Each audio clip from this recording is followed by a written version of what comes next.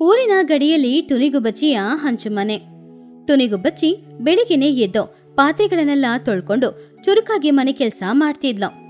ಬುಜ್ಜಿ, bun, ಬೆಳಗಾಗಿ ಎಷ್ಟೊತ್ತಾಯ್ತು? ಇನ್ನು ನಿದ್ರೆ ಮಾಡ್ತಿದ್ರೆ ಹೇಗೆ? ಇವತ್ತು ದಸರಾ ಹಬ್ಬ ಅಲ್ವಾ? ಎದ್ದೇಳಿ, ಬೇಗ ಮನೆ ಕೆಲಸ ಎಲ್ಲ ಶುರು ಮಾಡೋಣ. ಎಲ್ರೂ ಬರ್ತಾ ಇದ್ದಾರೆ. ಏನಮ್ಮ ನೀನು ಕಿವಿ ಪಕ್ಕದಲ್ಲಿ ಸೌಂಡ್ ಬಾಕ್ಸ್ ಇಟ್ಟತರ ಯಾಕೆ ಈ ರೀತಿ ಕಿಚ್ಚಾಡ್ತಾ ಇದೀಯಾ? ದಸರಾ ಅಂದ್ರೆ ಏನು? ರಾಜೆಗೆ ಚೆನ್ನಾಗಿ ಮಲ್ಗಿ ನಿದ್ರೆ ಮಾಡ್ಬೇಕು. ಅವತ್ತು ಕೂಡ ಕೆಲ್ಸ ಕೊಟ್ರೆ ಏನಮ್ಮ ಮಾಡೋದು? ಹೌದತ್ತೆ, ನಾನು ತುಂಬಾನೇ ಸೋಮಾರಿ. ನನಗೆ ನಿದ್ರೆ ಮಾಡಕ್ಕೆ ಸಮಯ ಸಿಗೋದೇ ಅಪರೂಪ. ಈ ರಜೆಯಲ್ಲಾದ್ರೂ ಚೆನ್ನಾಗಿ ನಿದ್ರೆ ಮಾಡೋಣ ಅಂತ ಇಲ್ಲಿಗೆ ಬಂದ್ರೆ ನೀನ್ ಯಾಕತ್ತೆ ಇಷ್ಟ ಬೇಗ ನಮ್ಮನ್ನ ಎಬ್ಬಿಸ್ತಾ ಇದೀಯಾ? ಚೆನ್ನಾಗಿದೆ ಇಬ್ರು ಜೋಡಿನೋ. ಮರ್ಯಾದೆಗೆ ಎದ್ದು ಕೆಲಸ ಮಾಡಿ. ಇವತ್ತು ಹಬ್ಬಕ್ಕೆ ಪಾಯಸ ನೀವಿಬ್ರೇ ಮಾಡ್ಬೇಕು. ನನಗೆ ಬೇರೆ ಕೆಲ್ಸಗಳು ಇದೆ. ಊರಿಂದ ಎಲ್ರೂ ಬರ್ತಾ ಇದ್ದಾರೆ ಅಲ್ವಾ, ಅವರಿಗೋಸ್ಕರ ಸಿಹಿ ಮಾಡಿ ಕೊಡ್ಬೇಕು. ನೀವು ಪಾಯಸ ಮಾಡ್ಲೇಬೇಕು. ಬನ್ನಿ, ಎದ್ದು ಕಿಚನ್ಗೆ ಹೋಗಿ. ಹಾ, ಪಾಯಸನಾ? ಯಾಕಮ್ಮ ಅಷ್ಟು ದೊಡ್ಡ ಕೆಲ್ಸ ನನಗ್ ಕೊಡ್ತಾ ಇದೀಯಾ? ಪಾಯಸ ಅಂದ್ರೆ ಹಾಲು ಬಿಸಿ ಮಾಡ್ಬೇಕು. ಅವಾಗ ಹಾಲು ಉಕ್ಕಿ ಕೆಳಗಡೆ ಉಯ್ದೋಗುತ್ತೆ. ಪಾತ್ರೆ ತೊಳಿಬೇಕಾಗುತ್ತೆ. ನಾನ್ ಚೆನ್ನಾಗಿ ತೊಳಿಯಲ್ಲ. ನೀನ್ ನನ್ನ ಬಂದ್ ಬೈತೀಯ. ಈ ಜಗಳ ಎಲ್ಲ ಬೇಕಾ ಹೇಳಮ್ಮ? ನಮ್ಮಿಂದ ಮಾಡಕ್ ಆಗಲ್ಲ ಅತ್ತೆ. ನಮ್ಗೆ ಪಾಯಸ ಮಾಡಕ್ಕೆ ಬರಲ್ಲ. ಅದ್ರಲ್ಲಿ ಸೇಮಿಯಾ ಬೇರೆ ಹುರಿಬೇಕು. ತುಂಬಾನೇ ಬಿಸಿಯಾಗಿರುತ್ತೆ. ಅದಕ್ಕೆ ನೀನೇ ಏನಾದ್ರೂ ಮಾಡತ್ತೆ. ನಮ್ಮಮ್ಮನಿಗೆ ನೀನೇ ಕೊಟ್ಬಿಡೋ. ಇಬ್ರು ಸರಿಯಾಗಿದ್ದೀರಾ. ಅದೆಲ್ಲ ಆಗಲ್ಲ. ಇವತ್ತು ನೀವಿಬ್ರು ಸೇರಿ ಪಾಯಸ ಮಾಡಿ ಕೊಡ್ಲೇಬೇಕು. ಇಲ್ಲ ಅಂದ್ರೆ ಈ ದಸರಾ ರಜೆ ಎಷ್ಟೇ ದಿನ ಇದ್ರೂ ಸರಿ, ದಿನ ನಿಮ್ಮಿಬ್ರನ್ನ ನಾನು ಪಾಯಸ ಮಾಡಕ್ ಹೇಳ್ತೀನಿ. ಹಾಗಂತ ಟುನಿ ಹೇಳಿದ್ರಿಂದ ಬೇರೆ ದಾರಿ ಇಲ್ದೆ ಬುಜ್ಜಿ ಹಾಗೂ ಬನ್ನು ಇಬ್ರು ಕೂಡ ಪಾಯಸ ಮಾಡಕ್ಕೆ ಕಿಚನ್ಗೆ ಹೋದ್ರು. ಬುಜ್ಜಿ ಹಾಗೇನೆ ದೂರ ನಿಂತ್ಕೊಂಡು ಏನ್ ಮಾಡ್ಬೇಕು ಅಂತ ಬನ್ನು ಹತ್ರ ಹೇಳ್ತಾ ಇದ್ಲು. ಬನ್ನು, ಆ ಸೇಮಿಯಾ ಇದೆ ಅಲ್ವಾ, ಅದನ್ನ ಸ್ವಲ್ಪ ಹುರಿಬೇಕು. ನನಗೆ ಈ ಬಿಸಿ ಆಗಲ್ಲ. ನಾನ್ ದೂರ ನಿಂತ್ಕೊಳ್ತೀನಿ. ನೀನು ಸೇಮಿಯಾನ ಹುರಿತಾ ಇರೋ.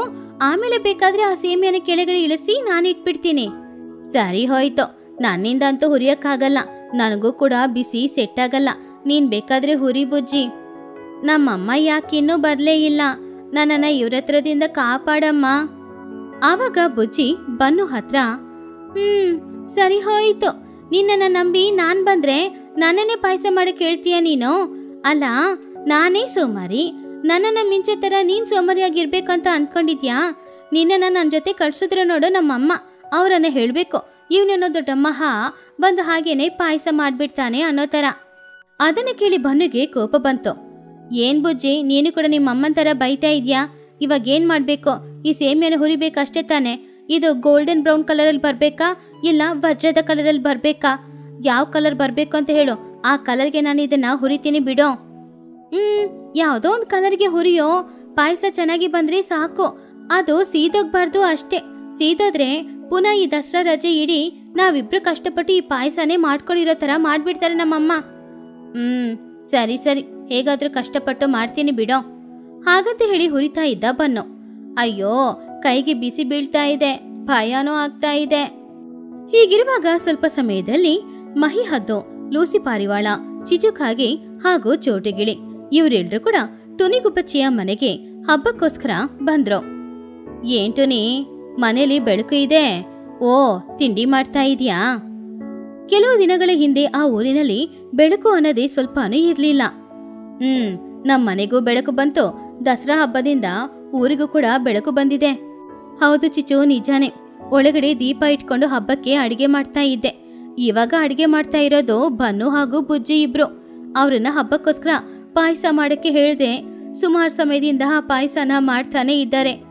ಓ, ಪಾಯಸ ಮಾಡೋ ಜವಾಬ್ದಾರಿನ ಅವ್ರಿಬ್ರ ಹತ್ರ ಕೊಟ್ಟಿದೀಯಾ? ಬುಜ್ಜಿ ಸರಿಯಾದ ಸೋಮಾರಿ. ಅವಳು ಹೇಗ್ ಮಾಡ್ತಾಳೆ ಹೇಳು? ಬುಜ್ಜಿಗಿಂತ ಇನ್ನೂ ದೊಡ್ಡ ಸೋಮಾರಿ ಯಾರು ಗೊತ್ತಾ? ನನ್ ಮಗ ಬನ್ನು. ಇಬ್ರು ಸೇರಿ ಏನ್ ಮಾಡ್ತಾ ಇದ್ದಾರೋ.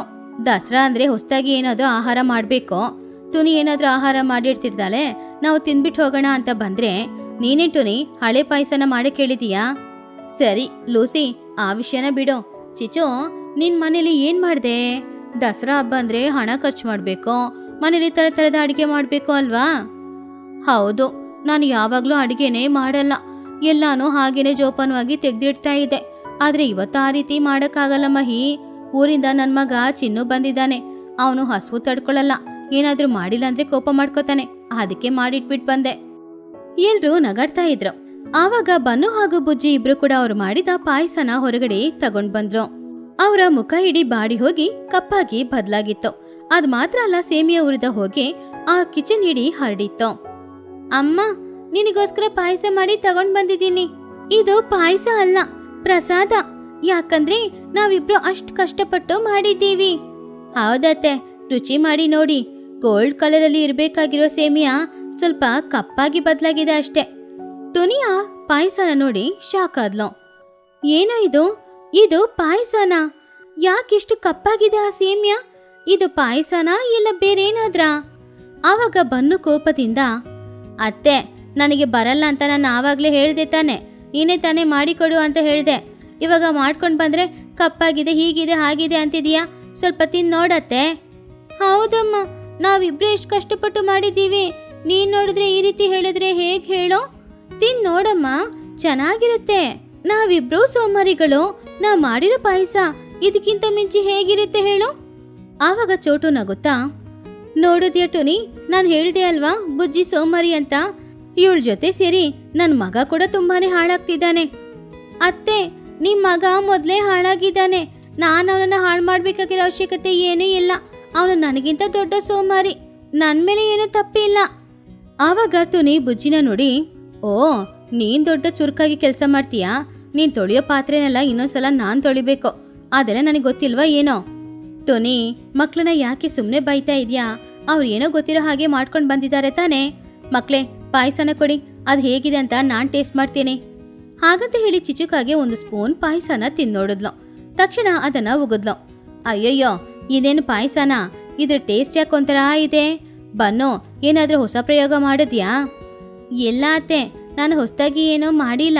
ಸೇಮಿಯಾ ನಮ್ಮ ಹತ್ರ ಸ್ವಲ್ಪ ಜಾಸ್ತಿ ಹುರಿದಿದ್ದೀನಿ ಅಷ್ಟೇ. ಸರಿ ಸರಿ, ನಿಮ್ಮ ಪಾಯಸನ ದೂರ ತಗೊಂಡು ಹೋಗಿ ಹಾಕಿ. ನಾನು ನಿಮ್ಮೆಲ್ರಿಗೋಸ್ಕರ ಬಿಸಿ ಬಿಸಿ ಕಜ್ಜಾಯ ಮಾಡಿ ಕೊಡ್ತೀನಿ. ದಸರಾ ಹಬ್ಬಕ್ಕೆ ಕಜ್ಜಾಯ ಇಲ್ಲಾಂದ್ರೆ ಹೇಗೆ? ಓ ಹೌದಾ ಲೂಸಿ, ನೀನು ಕಜ್ಜಾಯ ಮಾಡಿದ್ರೆ ನಿಜವಾಗ್ಲೂ ತುಂಬಾ ಚೆನ್ನಾಗಿರುತ್ತೆ. ನಾನು ಕೂಡ ನಿನಗೆ ಸಹಾಯ ಮಾಡ್ತೀನಿ. ಹಬ್ಬ ಅಂದ್ರೇನೆ ಒಬ್ರಿಗೊಬ್ರು ಸಹಾಯ ಮಾಡ್ಕೊಳ್ಳೋದು ತಾನೇ. ಹಾಗಂತ ಹೇಳಿ ಮಹಿ ಹಾಗೂ ಲೂಸಿ ಇಬ್ರು ಕೂಡ ಅಡಿಗೆ ಮನೆಯೊಳಗಡೆ ಹೋದ್ರು. ಬುಜ್ಜಿ, ಬನ್ನು, ಹೋಗಿ ಅವ್ರಿಗೆ ಹಿಟ್ಟು ಬೆರ್ಸಕ್ಕೆ ಸ್ವಲ್ಪ ಸಹಾಯ ಮಾಡಿ. ಬುಜ್ಜಿ ಹಾಗೂ ಬನ್ನು ಸೋಮಾರಿತನದಿಂದ ಒಳಗಡೆ ಹೋದ್ರು. ಅತ್ತೆ, ಕಜ್ಜಾಯ ಮಾಡಕ್ಕೆ ಇಷ್ಟು ಕಷ್ಟಪಟ್ಟು ಈ ಹಿಟ್ಟನ್ನ ಕಲಿಸ್ಬೇಕಾ? ಅದು ತುಂಬಾ ಕಷ್ಟ, ಕೈ ನೋವಾಗುತ್ತೆ. ಅದಕ್ಕೆ ಬದಲು ನಾವು ಹೊರಗಡೆ ಅಂಗಡಿಯಿಂದ ತಗೊಳ್ಬೋದು ತಾನೇ. ಪಾಪ ಹೊರಗಡೆ ಎಲ್ರು ಈ ರೀತಿ ಕಜ್ಜಾಯ ಮಾಡಿ ಮಾರ್ತಾ ಇದ್ದಾರೆ. ಅವ್ರ ಹತ್ರ ನಾವು ತಗೊಳ್ಳಿಲ್ಲ ಅಂದ್ರೆ ಏನ್ ಮಾಡ್ತಾರೆ? ಇಲ್ಲಿ ನೋಡೋ ಬನ್ನು, ಮನೆಯಲ್ಲಿ ಕಜ್ಜಾಯ ಮಾಡಿದ್ರೆ ರುಚಿ ತುಂಬಾ ಚೆನ್ನಾಗಿರುತ್ತೆ. ಹಬ್ಬಕ್ಕೆ ಎಲ್ಲಾನು ಮನೆಯಲ್ಲೇ ಮಾಡ್ಬೇಕು. ಸರಿ ಸರಿ, ಬೇಗ ಹಿಟ್ಟನ್ನ ಕಲ್ಸೋ. ಅಂದ್ರೆ ಅತ್ತೆ, ಹಿಟ್ಟು ಕಲಿಸ್ಬೇಕು ಅಂದ್ರೆ ತುಂಬಾ ಸ್ಟ್ರೆಂತ್ ಇರಬೇಕು. ನಾನು ಇವಾಗ್ಲೇ ನಿದ್ರೆ ಬರೋ ಥರ ಇದೆ ನಂಗೆ. ಯಾಕೆಂದ್ರೆ ಬೆಳಿಗ್ಗೆ ಬೇಗನ ಅಮ್ಮ ನಿದ್ರೆಯಿಂದ ಎಬ್ಬಿಸ್ಬಿಟ್ರು. ಆ ನಿದ್ರೆ ಮಧ್ಯದಲ್ಲಿ ನಾನು ಈ ರೀತಿ ಹಿಟ್ಟು ಬೆರೆಸಿದ್ರೆ ಆಮೇಲೆ ಅದು ಚೆನ್ನಾಗಿರಲ್ಲ. ಆಮೇಲೆ ಕಜ್ಜಾಯ ಕೂಡ ಚೆನ್ನಾಗಿ ಬರಲ್ಲ.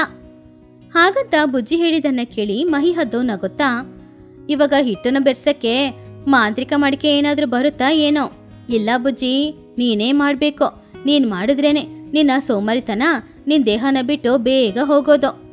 ಈ ಕಡೆ ಚಿಚುಕಾಗೆ ಮನೆ ಹೊರಗಡೆ ಕೂತ್ಕೊಂಡು ಮನೆಯೊಳಗಡೆ ನಡೆಯೋದನ್ನೆಲ್ಲ ನೋಡ್ತಾ ಇದ್ಲು. ಆವಾಗ್ಲೇ ಚೋಟುಗಿಳಿ ಅಂಗಡಿಗೆ ಹೋಗಿ ಹಬ್ಬಕ್ಕೆ ಬೇಕಾಗಿರುವ ಸಾಮಾನುಗಳನ್ನ ತಗೊಂಡ್ ಬಂದ್ಲು. ಯಾಕೆ ಚಿಚು ಒಬ್ಳೆ ಹೊರಗಡೆ ಕೂತಿದೀಯಾ? ಒಳಗಡೆ ಹೋಗಿ ಅವರಿಬ್ರಿಗೂ ಸಹಾಯ ಮಾಡ್ಬೋದ್ ತಾನೆ? ಯಾಕೆ ಚೋಟು, ನಾನು ಹೋದ್ರೆ ನನ್ನ ಜಿಪ್ಪಣತನದಿಂದ ಇದ್ ಹಾಕ್ಬೇಡಿ ಅದ್ ಹಾಕ್ಬೇಡಿ ಅಂತ ಹೇಳ್ತೀನಿ. ಆಮೇಲೆ ಕಜ್ಜಾಯ ರುಚಿಯಾಗಿರಲ್ಲ. ಅದಕ್ಕೆ ಅವರಿಬ್ರು ಮಾಡಿದ್ರೇನೆ ಚೆನ್ನಾಗಿ ಮಾಡ್ತಾರೆ. ಇದಕ್ಕೇನೆ ನನ್ ಮಗ ಚಿನ್ನುಗೆ ನನ್ನ ಜಿಪ್ಪಣತನ ಸ್ವಲ್ಪನೂ ಇಷ್ಟ ಆಗಲ್ಲ. ಆವಾಗ ಚೋಟು ಚಿಚ್ಚು ಹತ್ರ, ಹಾಗಾದ್ರೆ ಈ ಜಿಪ್ಪಣತನ ನೀನು ಬಿಡೋದು ಒಳ್ಳೇದಲ್ವಾ? ಅದೆಲ್ಲ ಬಿಡಕ್ಕಾಗಲ್ಲ. ಯಾಕಂದ್ರೆ ಜಿಪ್ಪಣತನ ಒಳ್ಳೆ ಗುಣ. ಈಗ ನೋಡು, ಹಬ್ಬಕ್ಕೆ ಇಷ್ಟು ಹಣ ಖರ್ಚು ಮಾಡ್ತಾರೆ ಅಲ್ವಾ? ಅದನ್ನ ಖರ್ಚು ಮಾಡದೆ ಇದ್ರೆ ನಮ್ಮ ಪ್ಯಾಕೆಟಲ್ಲಿ ಹಾಗೇನೆ ಇರುತ್ತೆ ತಾನೆ. ಈ ಕಡೆ ಬುಜ್ಜಿ ಹಾಗೂ ಬನ್ನು ಇಬ್ರು ಹಿಟ್ಟು ಕಲ್ಸ್ಕೊಟ್ರು. ಅದರಿಂದ ಲೂಸಿ ಪಾರಿವಾಳ ಕಜ್ಜಾಯ ಮಾಡ್ತಾ ಇದ್ಲು. ಕಜ್ಜಾಯ ಮಾಡುವಾಗ ಅದರ ಸುವಾಸನೆ ಮನೆ ಹೊರಗಡೆ ತನಕ ಬಂತು. ಆಹಾಹಾ, ಕಜ್ಜಾಯ ವಾಸನೆ ತುಂಬಾ ಚೆನ್ನಾಗಿದೆ. ಲೂಸಿ, ಕಜ್ಜಾಯ ಚೆನ್ನಾಗಿ ಮಾಡ್ತಾ ಇದೀಯ, ಆದ್ರೆ ಜಾಸ್ತಿ ಎಣ್ಣೆ ಹಾಕ್ಬೇಡ, ಜಾಸ್ತಿ ಸಕ್ಕರೆನೂ ಹಾಕ್ಬೇಡ. ಆಮೇಲೆ ನಾನಿಂದ ತಿನ್ನಕ್ಕಾಗಲ್ಲ. ಜಾಸ್ತಿ ಸಕ್ಕರೆ ಹಾಕಿ ತಿಂದ್ರೆ ಆರೋಗ್ಯಕ್ಕೆ ಒಳ್ಳೇದಲ್ಲ ಅಂತ ಡಾಕ್ಟರ್ ಹೇಳಿದ್ದಾರೆ. ಚಿಚೋ, ನಿನ್ನ ಜಿಪಣತನದಿಂದ ನಮ್ಮ ಅಡಿಗೆನ ಹಾಳು ಮಾಡಕ್ಕೆ ನೋಡ್ಬೇಡ. ಅಡಿಗೆ ಚೆನ್ನಾಗಿರ್ಬೇಕಲ್ವಾ? ಹೌದೌದು, ಇವಳು ಅಡಿಗೆ ಮಾಡಲ್ಲ. ಅಡಿಗೆ ಮಾಡೋರ್ನ ಕೂಡ ಏನಾದ್ರೂ ಹೇಳಿ ಎಲ್ಲ ಕೆಲ್ಸನೂ ಹಾಳು ಮಾಡ್ತಾಳೆ. ಹಾಗಂತ ಮಹಿ ಹಾಗೂ ಲೂಸಿ ಇಬ್ರು ಮಾತಾಡಿದನ್ನ ಕೇಳಿ ಚಿಚ್ಚು, ಅರೆ ಹಾಗೇನಿಲ್ಲ, ಸ್ವಲ್ಪ ಎಲ್ಲ ನೋಡಿ ಹಾಕಿ ನೋಡಿ ಮಾಡಿ ಅಂತಿದ್ದೀನಿ ಅಷ್ಟೇ, ಬೇರೇನು ಹೇಳಿಲ್ವಲ್ಲ. ತುನಿಗುಬ್ಬಚ್ಚಿ ಒಳಗಡೆ ಹೋಗಿ ಆ ಕಜ್ಜಾಯ ಹೇಗಿದೆ ಅಂತ ನೋಡಿದ್ಲು. ಆ ಕಜ್ಜಾಯ ಅಷ್ಟೇನು ಚೆನ್ನಾಗಿ ಮಾಡಿಲ್ಲ. ಅರೆ ಏನು ಕಜ್ಜಾಯ ಸ್ವಲ್ಪನೂ ಚೆನ್ನಾಗಿಲ್ಲ, ನಾನು ಕಷ್ಟಪಟ್ಟು ಮಾಡ್ದೆ. ಲೂಸಿ, ನೀನು ಬೇರೆ ಏನಾದ್ರೂ ಮಾಡು, ಕಜ್ಜಾಯ ತಿಂದವ್ರು ಎಲ್ರು ಮತ್ತೆ ನಿನ್ನನ್ನೇ ತಮಾಷೆ ಮಾಡ್ತಾರೆ. ಆವಾಗ ತುನಿಗುಬ್ಬಚ್ಚಿ ಅದನ್ನ ನೋಡಿ ನಗುತ್ತಾ, ಅರೆ ಪುನಃ ಏನಾದ್ರೂ ಮಾಡ್ಬೇಕಂದ್ರೆ ಲೂಸಿಗೆ ಕಷ್ಟ ಆಗಲ್ವಾ? ಈಗ್ಲೇ ತುಂಬಾನೇ ಕಷ್ಟಪಟ್ಟಿದ್ದಾಳೆ ಅವಳು. ಹೋಗು, ನಾನು ಹೋಗಿ ಜ್ಯೂಸ್ ಮಾಡಿ ತಗೊಂಡ್ ಬರ್ತೀನಿ ಹಾಗಂತ ಹೇಳಿದ್ಲು ಟುನಿ. ಹಾಗೆ ಟುನಿ ಎಲ್ಲರಿಗೋಸ್ಕರನ ಆಹಾರನ ತಯಾರು ಮಾಡಿದ್ಲು. ಚಿಚ್ಚು ಬಾ, ಮೊದ್ಲು ನೀನ್ ಊಟ ಮಾಡು. ನಿನ್ನ ಜಿಪಣತನನ ಊಟ ಮಾಡಿದ್ರೆ ತೋರಿಸ್ಬೇಡ. ಇಲ್ಲ ಟುನಿ, ನನಗೆ ನೀನ್ ಮಾಡೋ ಅಡಿಗೆ ಅಂದ್ರೆ ತುಂಬಾನೇ ಇಷ್ಟ. ನನಗ್ ಮಾತ್ರ ಅಲ್ಲ, ಚಿನ್ನುಗೂ ಇಷ್ಟ. ನೀನ್ ಏನ್ ಮಾಡಿ ಕೊಟ್ರು ಸರಿ, ನಾವಿಬ್ರು ಚೆನ್ನಾಗಿ ತಿಂತೀವಿ. ಈ ಕಡೆ ಜ್ಯೂಸನ್ನ ಕುಡಿದು ನೋಡಿ ಲೂಸಿ ಸಂತೋಷದಿಂದ, ಆಹಾ ಜ್ಯೂಸ್ ತುಂಬಾ ಚೆನ್ನಾಗಿದೆ. ಬುಜ್ಜಿ ಬನ್ನು, ಇಬ್ರು ಜ್ಯೂಸ್ ತುಂಬಾ ಚೆನ್ನಾಗಿ ಮಾಡಿದೀರಾ. ಅದನ್ನ ಕೇಳಿ ಬುಜ್ಜಿ, ತುಂಬಾ ಥ್ಯಾಂಕ್ಸ್ ಅತ್ತೆ. ಇನ್ ಮುಂದೆನಾದ್ರೂ ನನ್ನನ್ನ ಸೋಮರಿ ಅಂತ ಹೇಳ್ಬೇಡಿ, ನಾನು ಎಲ್ಲ ಕೆಲ್ಸನೂ ಮಾಡ್ತೀನಿ. ಹೌದು, ನಾವ್ ಮಾಡೋ ಕೆಲ್ಸನ ನೀವೆಲ್ರು ಹೊಗಳಿದ್ರೆ ತಾನೇ ಇನ್ನು ನಾವು ಕೆಲ್ಸ ಮಾಡೋದು. ಚಿಚು, ನೀನ್ ಮಾಡ್ತಾ ಇರುವ ಆಹಾರ ತುಂಬಾ ರುಚಿಯಾಗಿದೆ. ಇದ್ರಲ್ಲಿ ನಿನ್ನ ಜಿಪುಣತನ ಏನೋ ತೋರಿಸ್ಲೇ ಇಲ್ವಾ? ಇಲ್ಲ, ತೋರ್ಸಿದ್ರೆ ಚೆನ್ನಾಗಿರಲ್ಲ ಅಲ್ವಾ?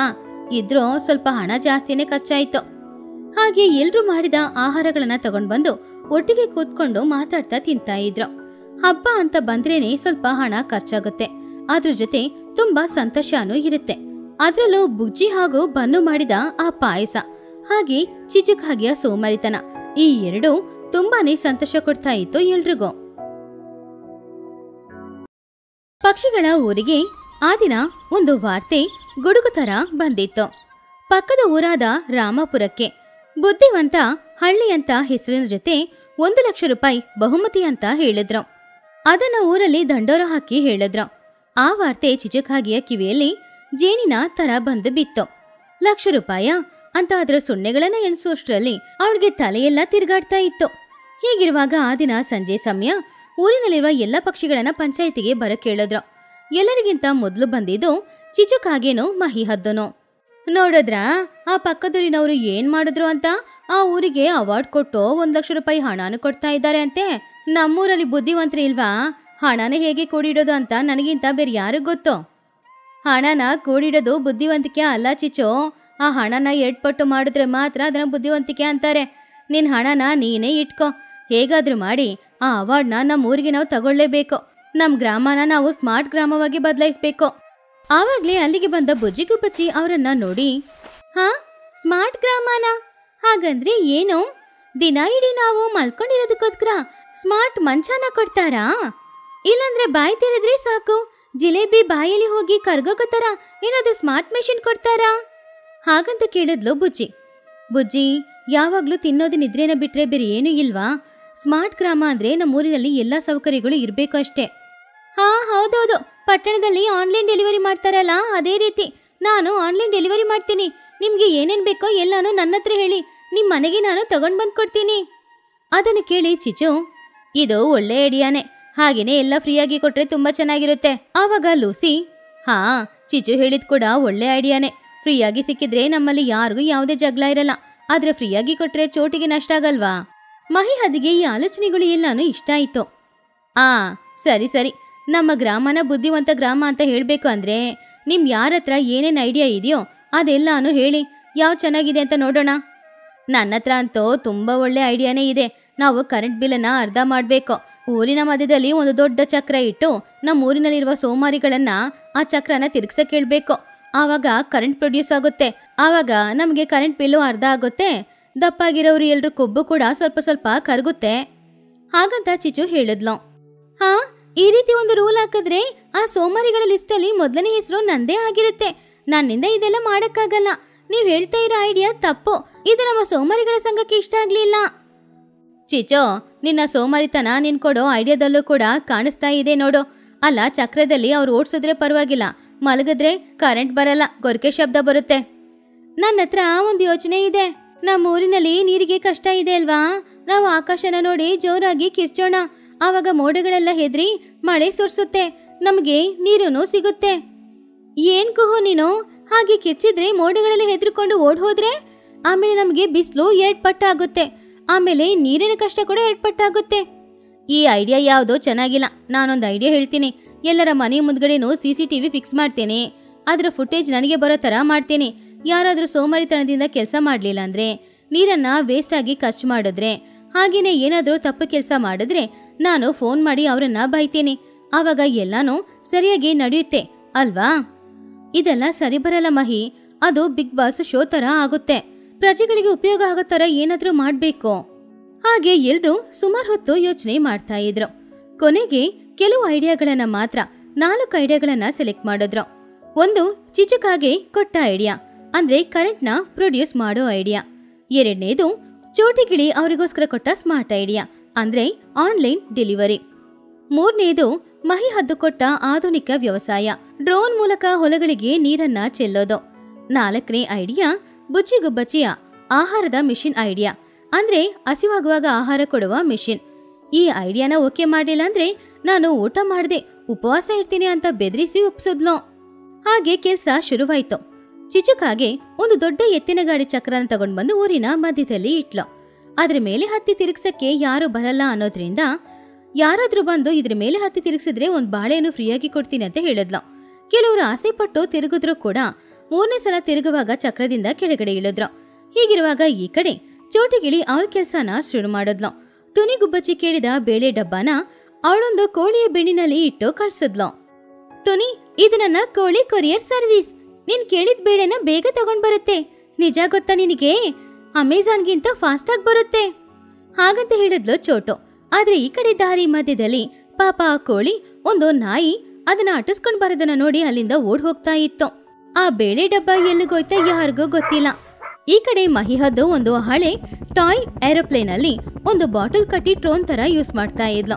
ಆದ್ರೆ ಅದು ಗಾಳಿಗೆ ನಿಲ್ಲಕ್ಕಾಗದೆ ಚಿಚುಕಾಗಿಯ ಚಕ್ರದ ಮೇಲೆ ಬಿದ್ದೋಗಿ ಒಡೆದು ಹೋಯ್ತು.